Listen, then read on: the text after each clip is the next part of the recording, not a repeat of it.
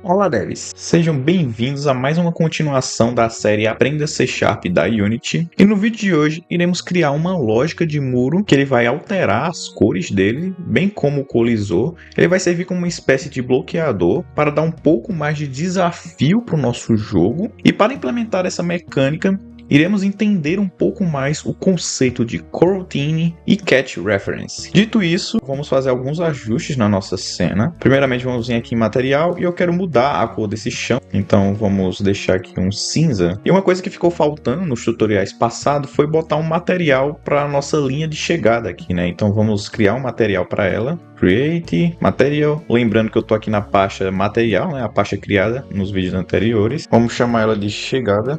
E pronto, vamos mudar a cor para um amarelo e vamos jogar nesse objeto aqui.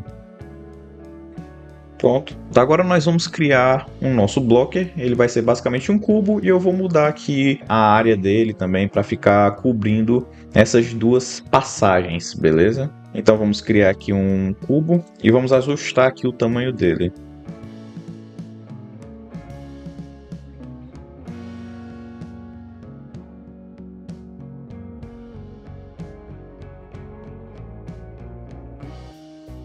Feito isso, agora nós vamos renomear ele para ele ser o nosso blocker. E agora nós vamos duplicá-lo para ele tampar essa outra entrada aqui.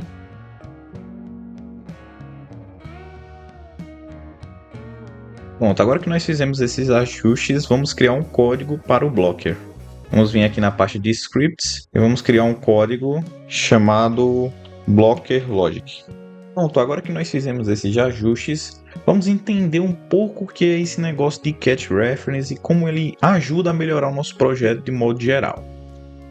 Para isso, vamos abrir aqui o nosso Player Controller e nos vídeos passados, quando a gente estava falando um pouco a respeito de Get Component e um pouco a respeito de condicional, a gente fez aqui um exemplo aqui, né, onde a gente botava aqui Game Object, Get Component, Mesh Render. Como vocês podem ver, esse processo aqui está um pouco repetitivo, né? E assim como a gente fez nas aulas passadas, aqui quando a gente estava fazendo Transform, onde a gente mudou os números e colocou variáveis no local, né? A gente vai fazer algo parecido, só que com os componentes que a gente está sendo instanciado aqui. Ou seja, como a gente vai utilizar esses componentes mais vezes durante um código, então constantemente a gente vai pegando o Mesh Render, o Collider, quando a gente está construindo algum jogo. Então para isso a gente tem que deixar esse processo mais automatizado. E o que a gente vai fazer? A gente vai armazenar esse dado dentro de uma variável. E esse processo a gente chama de cat reference. Então vamos fazer isso. Então, como no nosso caso aqui, o componente que a gente está querendo pegar é um Mesh Render, então vamos vir aqui em cima e vamos chamar uma variável do tipo Mesh Render. Vamos chamar ela de Mesh. E bom, nós precisamos inicializar ela, né? Nós precisamos atribuir. Para isso, nós geralmente utilizamos o void start. Então vamos vir aqui e vamos dizer que Mesh é igual a getComponent Mesh Render. E pronto. Ao fazer isso, a gente automatizou o processo de dizer que o Mesh é igual a getComponent Mesh Render, né? Então, na hora que a gente for chamar esse componente aqui no nosso código, a gente vai substituir essa linha aqui, ó, que a gente chama Mesh Render, por apenas Mesh. E pronto, dá na mesma. A gente faz aqui o mesmo processo aqui embaixo também. E pronto. Isso aqui a gente está encapsulando informações. É muito importante vocês terem isso em mente, porque na hora que vocês estiverem fazendo um projeto até maior e vocês precisarem utilizar esse componente específico ou outros componentes, você já tem aqui já inicializado o valor e a gente já armazenou através de uma variável. Então isso se chama cat reference. A gente está recebendo a referência dessa variável. Vamos dar uma pausa no nosso tutorial para entender uma definição muito recorrente na Unity, que é o conceito de coroutine. Então, o que seria a coroutine? Ela é basicamente uma função especial que vai nos permitir dizer quando executar uma determinada linha de código. sem, é claro, bloquear o fluxo principal do programa. Então a gente geralmente utiliza as coroutines para realizar operações que vão levar um certo tempo. Então um exemplo bem frequente de como a gente utiliza a coroutine em um jogo que já está bem famoso no mercado, eu vou citar aqui o exemplo do famoso League of Legends, que é um jogo MOBA, tem várias coroutines ali dentro. Tem coroutine quando a gente utiliza a habilidade de algum personagem, você pode perceber que tem um sistema de resfriação de habilidade, né, onde tem ali um tempo e depois que esse tempo acaba, a habilidade está novamente disponível para você utilizar. Então podemos afirmar que há uma coroutine ali dentro, um novo evento é habilitado depois que essa coroutine é saciada. Agora que vocês entenderam um pouco do conceito de coroutine e das principais funcionalidades dela, né? Vamos voltar um pouco para a sintaxe dela. Bom, para você chamar uma coroutine é bem simples, né? Você tem que dizer ali, geralmente no void start, você fala start coroutine e o nome da coroutine em questão que vocês estão criando, o nome do método. Agora que vocês entenderam como se chama, vamos entender como se cria uma coroutine. O processo é bem parecido com o processo de criação de um método. Vocês colocam o nome da coroutine e o que tem dentro dela é bem parecido. Só que vale ressaltar que tem uma diferença bem importante de um método, que nós utilizamos o tipo dele como enumerator. Então, como ele não é um método vazio, ele vai pedir algum tipo de retorno. E esse retorno, como se trata de uma coroutine, a gente utiliza a sintaxe yield return. É um pouco diferente de um método normal, que a gente só utiliza o return. Esse yield é a palavra reservada da Unity que permite com que o projeto pause durante o período de execução da coroutine. E logo após do yield return, tem no caso a instrução da coroutine e você vai dizer aqui o que o seu código faz. No meu caso aqui eu botei aqui 2 segundos se passaram. Agora que nós entendemos como funciona a teoria da coroutine e um pouco da prática, vamos tentar implementar ela no nosso código. Entendido a definição, vamos abrir o nosso código do Blocker que criamos no começo do vídeo. Dentro dele nós vamos criar uma coroutine bem simples. Antes de você criar a coroutine, você já pode chamar ela aqui. Então vamos dizer a sintaxe de start coroutine. Pronto, dentro do start vocês já podem dizer o nome da coroutine que vocês vão criar. No meu caso eu vou criar uma coroutine apenas para exemplificar o funcionamento dela. Então vamos digitar aqui e é normal tá errado assim dessa forma. Isso porque vocês ainda não criaram ela, nós vamos criar agora. Então vamos dizer que ela é do tipo enumerator. E vocês podem simplesmente copiar aqui o nome que vocês colocaram.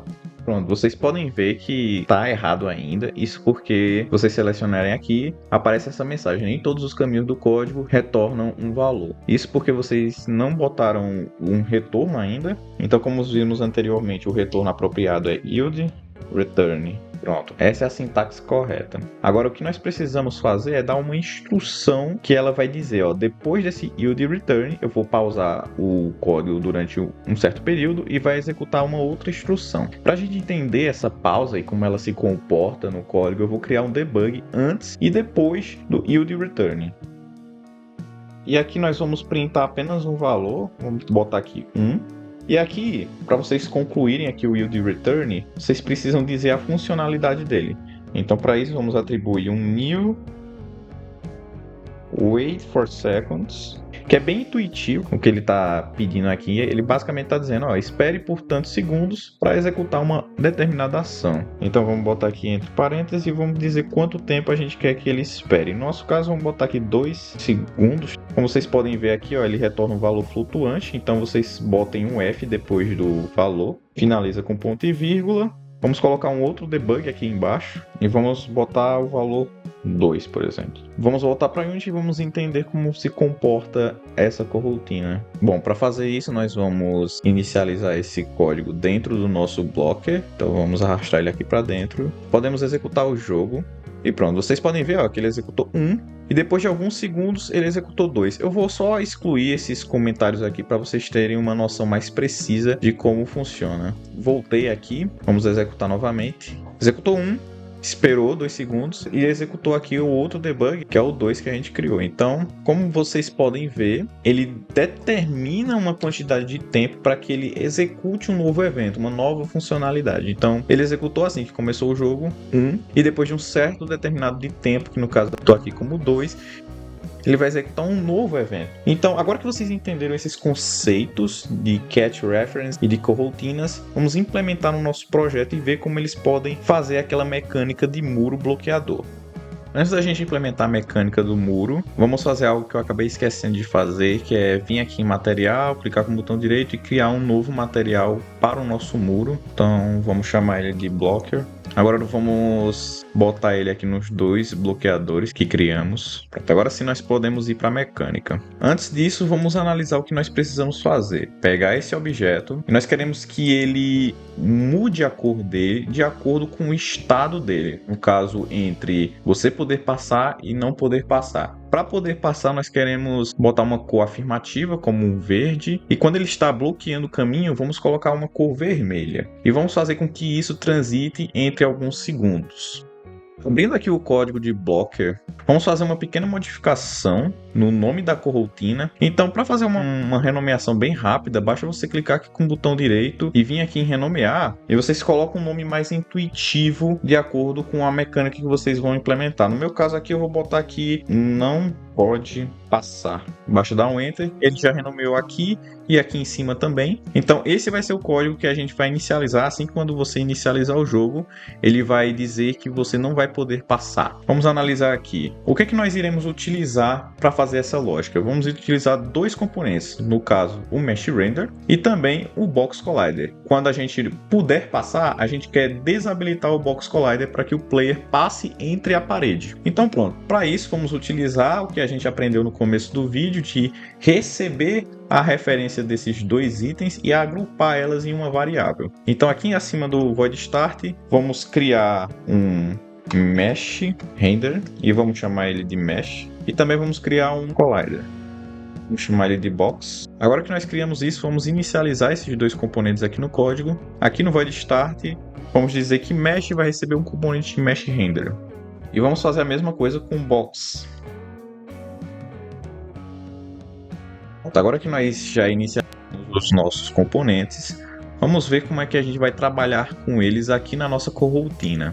Descendo aqui na coroutine, tudo que nós queremos inicializar é dizer qual a cor da parede, né? E o estado do Box Collider. No nosso caso aqui, antes do temporizador, a gente quer dizer que o mesh.material.color é igual a, como ele não pode passar, vamos botar um vermelho, color.red. E pronto, vamos ver como isso aqui já se comporta no projeto. Como você pode ver, ele já muda a cor, né? Agora nós precisamos fazer com que ele faça esse controle e essa transição entre cores, né? Entre vermelho e verde, e ele habilite e desabilite o colisor entre alguns segundos. Bom, para isso vamos voltar aqui no código e vamos dizer, como ele não pode passar, a gente tem que certificar que o colisor vai estar ativado. Então vamos botar aqui box.enable igual a true. E agora nós precisamos criar uma condicional para a gente ativar uma outra coroutine. Então vamos vir aqui embaixo e dizer if. E aqui vai do seu critério, do que você quer checar, né? No meu caso eu vou querer checar se o box estiver habilitado, eu vou chamar o temporizador. Então vamos vir aqui, ó. Vamos basicamente copiar essa linha aqui. E pronto, ele vai checar se o box estiver ativo, né? Se o colisor estiver ativo, ele vai realizar o temporizador aqui embaixo. Então, ó, vamos botar aqui e vamos colar aqui embaixo. O que ele vai fazer depois desse temporizador? No nosso caso, nós iremos criar uma outra coroutine dentro dessa coroutine. Então, vamos vir aqui e vamos criar aqui Start Coroutine. E qual o nome dela? Vamos colocar ela de pode passar. Pronto, ela está errada porque a gente não inicializou ela ainda. Vamos vir aqui embaixo e vamos criar um outro enumerator. Criamos aqui um outro enumerator. E dentro desse enumerator, a gente vai fazer as condições que a gente quer para indicar que o muro ele pode ser passado. No nosso caso, a gente vai pegar essa mesma estrutura aqui de código que a gente criou e a gente quer mudar a cor dele. Em vez de red, vamos botar um verde, né, que é uma cor mais positiva. Então vamos pegar aqui, copiar e vamos mudar aqui de red para green. A seguir, nós precisamos desabilitar o Box Collider, né, para que o nosso jogador ele possa passar. Então vamos reaproveitar essa linha de código, né, fazer o que o programador faz melhor, né, Ctrl+C, Ctrl+V, e vamos colocar aqui como false. Agora eu vou mostrar para vocês com outro exemplo, né? Para mostrar que tá na mesma. Eu vou pegar aqui, ó, em vez de checar o Box Collider, eu vou checar o material. Então eu vou dizer aqui que mesh.material.color igual color green. Desse jeito. Vocês pegam essa mesma estrutura aqui. E agora o que você quer executar? A gente quer executar esse outro enumerator aqui em cima. Então a gente vai dizer que depois desse yield return, a gente vai inicializar essa coroutine. E aqui em vez de pode passar, vamos só alterar para não pode passar. Para dar uma explicada do que está acontecendo aqui nesse código que nós criamos algo parecido com um laço de repetição, digamos assim. A gente criou aqui algo infinito, como vocês podem ver. Então, vamos lá entender do começo. A gente está aqui inicializando, nós captamos a referência desses componentes, né? Agrupamos eles dentro de uma variável e nós inicializamos aqui a coroutine não pode passar. Ou seja, quando o jogo inicializar, a gente vai dizer que tanto esse muro quanto esse outro muro, ele vai estar instanciado como esse método aqui de não poder passar. Então vai começar com a cor vermelha e o Box Collider ele vai estar ativo. Porém, ele vai ativar essa condição aqui, ó, box enable igual a true. Ao fazer isso, o sistema ele vai aguardar por 2 segundos para ele ativar essa outra função, fazendo assim com que ele fique invertendo entre não pode passar e pode passar. Quando ele ativar essa função aqui, ele vai mudar a cor para verde, vai desabilitar o Box Collider e vai permitir com que a gente possa passar pelo muro. Só que quando ele faz essa mudança aqui, ó, de verde, e ele desativa o Box Collider, ele consequentemente ele não sacia mais essa condicional, para a gente não ficar executando esses dois métodos simultâneos. Essa é a principal utilidade dessa condicional. Depois que ele faz essas duas alterações aqui, ele ativa essa condicional aqui, fazendo com que a gente espere mais de 2 segundos, e ele vai retornar para essa nova função, né? E é onde ele vai repetir esse processo infinitamente. Pronto, agora que vocês entenderam, vamos observar em prática. Então vamos dar um play.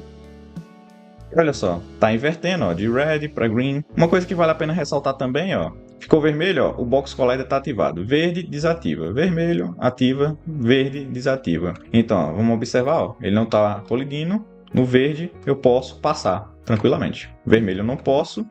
E verde, eu posso. Pronto. Agora nós vamos adicionar o mesmo código a esse componente aqui do Blocker 1. Então vamos adicionar aqui. E vamos mudar o temporizador desses dois. Para isso, voltando aqui no nosso código, vamos criar uma variável para que a gente possa manipular esses valores aqui no Inspector.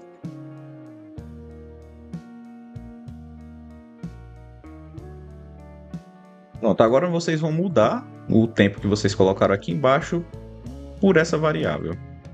Então, e pronto. Agora sim a gente pode fazer as mudanças no inspetor. Pronto. Então aqui a gente vai dizer que nesse bloco aqui o tempo vai ser 2 segundos. E nesse primeiro bloco aqui vai ser de 1 segundo. Para a gente ver essa diferença aqui entre os dois blocos, né? Pronto, ó, como vocês podem ver, já está funcionando com os dois blocos. Ó, vamos testar de novo aqui, ó. Verde pode passar, vermelho não pode, tá? Esse aqui é um pouco mais difícil, ó, a gente tá mudando rapidamente, ó, então você tem que ter um time ligeiro aqui para passar, ó. E pronto, tá feita aí a mecânica de muro, né? Eu espero que vocês tenham entendido esse tutorial. Se vocês não entenderam, eu sei que é algo mais complexo. Eu espero que vocês comentem aí e a gente vai estar respondendo sempre que possível, tá? Dito isso, um forte abraço e até a próxima.